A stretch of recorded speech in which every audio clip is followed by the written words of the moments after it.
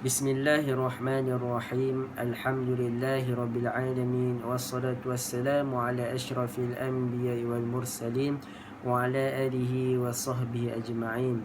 Assalamualaikum warahmatullahi taala wabarakatuh.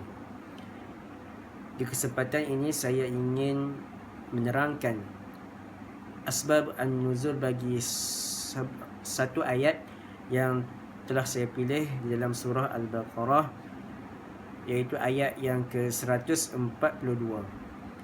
A'udzu billahi minasyaitonir rajim. Sayaqulu as-sufaha'u minan nasi ma wallahum 'an qiblatihim allati kanu 'alayha. Qul lillahil masyriqu wal maghrib يهدي من يشاء إلى صراط مستقيم.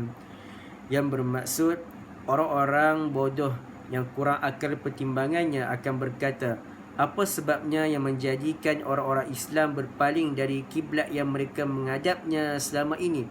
Katakanlah wahai Muhammad, timur dan barat adalah kepunyaan Allah.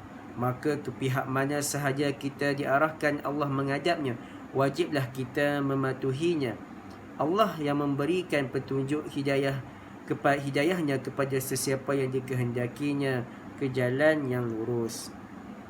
Asbab an-nuzul bagi ayat yang saya bacakan tadi melalui sebuah hadis Rasulullah SAW yang bermaksud, telah menceritakan kepada kami Abdullah bin Rajab berkata, telah menceritakan kepada kami Israel dari Abu Ishaq dari Al-Barra bin Azib radhiyallahu anhuma berkata, Rasulullah SAW solat menghadap Baitul Maqdis selama 16 atau 17 bulan, dan Rasulullah SAW menginginkan kiblat tersebut dialihkan ke arah Kaabah.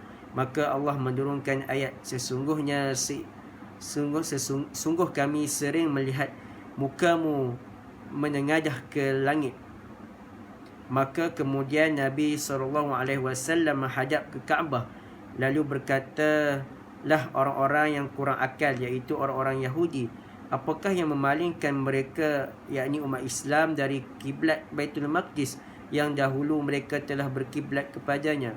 Katakanlah kepada mereka, kepunyaan Allah lah timur dan barat. Dia memberi petunjuk kepada siapa yang dikehendakinya ke jalan yang lurus. Kemudian ada seorang yang ikut solat bersama Nabi SAW. Orang itu kemudiannya keluar setelah menyelesaikan solat. Kemudian orang itu pergi kepada kaum Ansar yang sedang melaksanakan solat asar dengan menghadap Baitul Maqdis.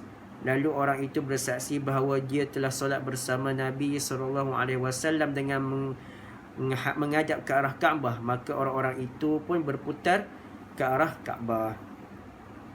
Kajian sebab ini adalah bagaimana ayat 142 dari surah Al-Baqarah diturunkan, dan majoriti ulama bersetuju akan sebab tersebut, iaitu di antaranya ialah Imam At-Tabari, Imam Al-Baghawi, Ibnu Tayyah, Imam Al-Qurtubi dan Imam Ibnu Kathir.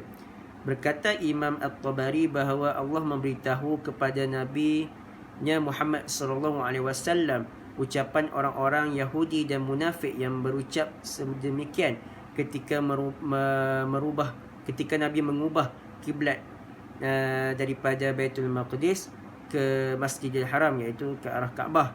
Dan jawapan yang selayaknya yang diajar oleh Allah Subhanahu Wa Taala kepada Nabi Muhammad SAW, iaitu apabila mereka berkata sedemikian, wahai Muhammad, maka katakanlah, qul lillahil masyriq wal maghrib yahdi man yasha'u ila siratim mustaqim, iaitu yang bermaksud kepunyaan Allah lah timur dan barat.